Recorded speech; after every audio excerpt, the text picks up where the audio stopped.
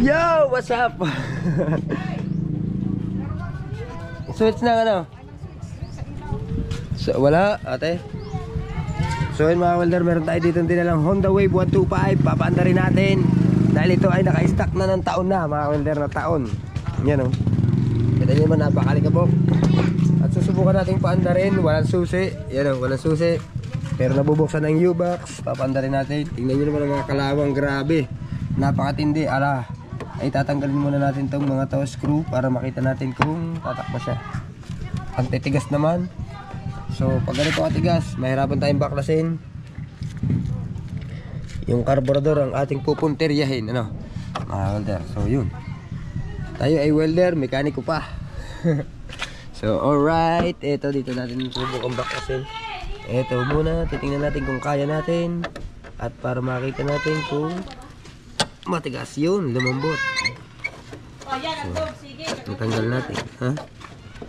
Wave 125 stock, papaanda rin yung ano na tenga. Titigas. Oo, taon na to na hindi umanda.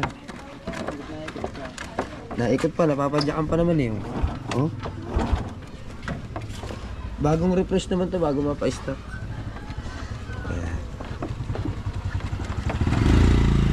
Ito nga pala ay sa barangay. Ito yung sa barangay. Sa barangay kasi ito pinapagawa sa atin ng isang barangay tanod kasi gagamitin service ng barangay. Bagong repaint to nung nakaraan. Inayos yan kasabay nung patrol. Tigas to ng kadena. Yan, baklas muna.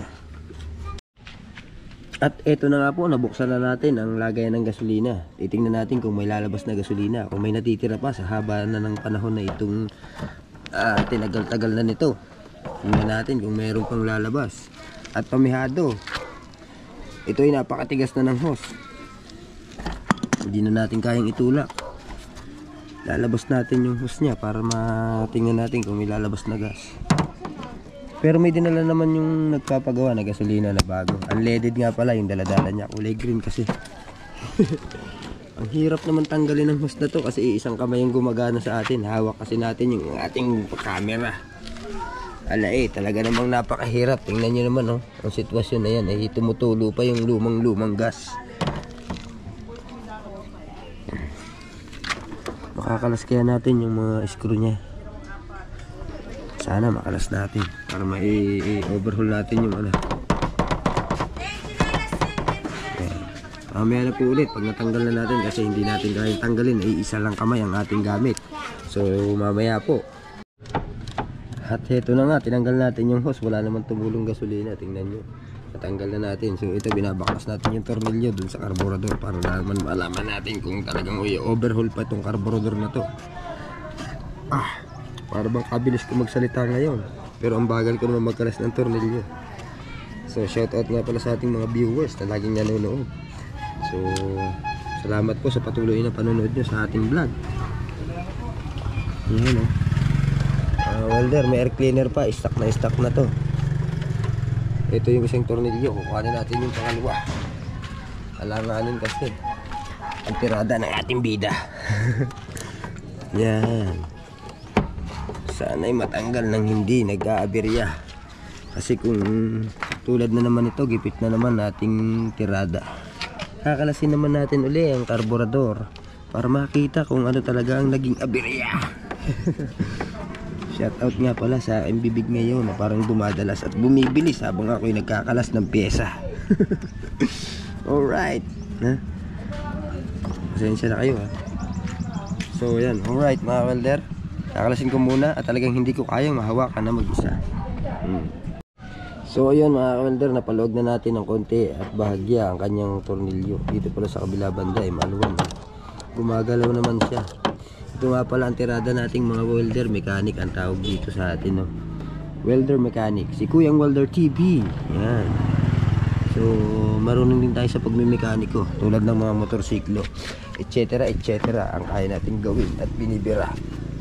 So alright, tingnan natin ito. Mahirap tanggalin. Ang gipit naman ito. So bababa ko talaga to, mga kulit. So yun mga welder, at meron pa tayong isang problema. Napakatigas pala ng silinyador niya. Buksan na natin yung part na to para dito sa ignition switch. At ito, irerekta natin. Titingnan natin kung may lalabas na kuryente o spark dun sa dulo ng spark plug cap. Yan, irerekta. Ito yung kanyang pangrekta, yung red black at saka pure red. No? So pagsamahin nyo lang yan, siguradong yan ay aandar na kung lalabas ng kuryente niya. So pinagdikit natin, yan mapansin nyo. Hindi pa, mamaya na lang. Tapos lang. Galing kami palengke pagkatapos kanina. Yan. Ito, tingnan natin kung may lalabas na kuryente dito. Dulo ng spark plug cap. Tatanggalin natin pala yung spark plug cap. Yun.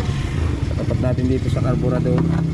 At ayan yung ating titingnan kung may i-spark na.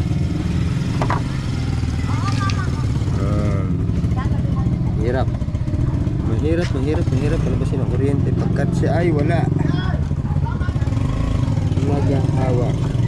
So yun, sana makita. Yan, ilalabas kasi yung kuryente. Yan.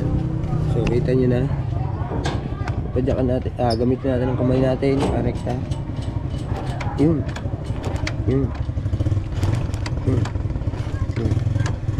So merong lumalabas at ibabalik na natin yung spark plug cap. Okay naman. So i-overhaul natin itong carburetor para mapaandar natin. Tapos sigurado itong cable papalitan po ito. Palasin din natin yan. Ayan, check muna natin. Sana hindi sira. Ayan. So yun, nalabas na natin. At ito,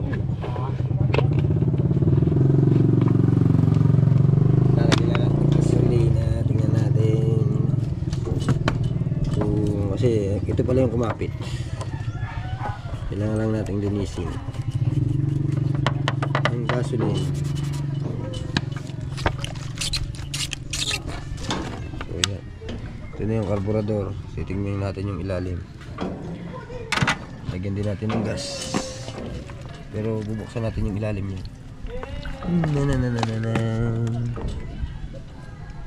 So yan, check natin yung ilalim. Kalasin natin yung tornilyo.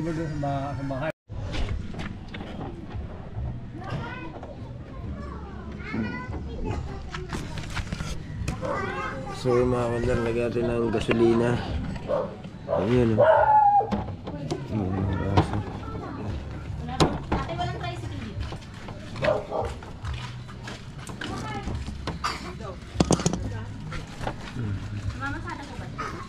So nilagyan natin ng gasolina.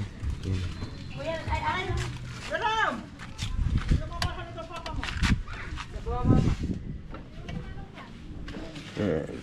Sinalina natin ng gasolina. Natin sa pagbulo sa balagan ng sandok, nakulang pa na Natin ilahat at baka naman overflow. Subukan natin kung aandar. Subukan natin kung aandar. Yan o.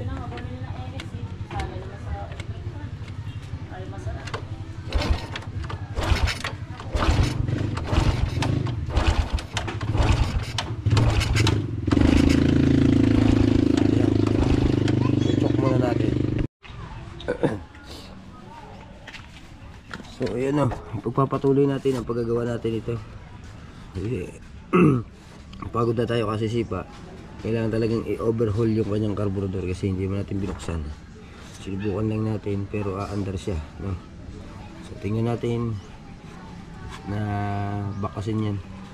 At update ko kayo kung aandar na siya talaga. So may kuryente po, goods po, umaandar po. May compression. Yung gasolina lang po ang ating problemahin. Subukan natin pinagbabawal na technique, discarding pinagbabawal na technique. Alright. At so yun, natanggal na ulit natin ang carburetor. Gagamitan natin ang pinagbabawal na technique para mapaandar natin. So andar talaga siya. So para kung maandar talaga siya, mas alright na. Tatakloban muna natin yung gasolina. Matulo. Ito matagas, kaya kailangan natin takloban. Yan. Gagamitan natin ang pinagbabawal na technique na susupahan natin ng gasolina doon mismo sa manifold para kung umandar man siya. So yun, ibig sabihin ay pwede na natin papalitan ng karburador o overhaul natin yung karburador. So susupahan muna natin. Hirap ng yun, sinali na natin at titignan natin kung tatakbo.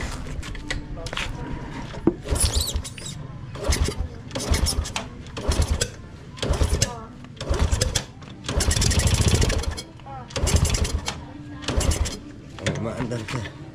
Ibig sabihin carburetor lang ang problema. Sinasali na natin. Isa pa.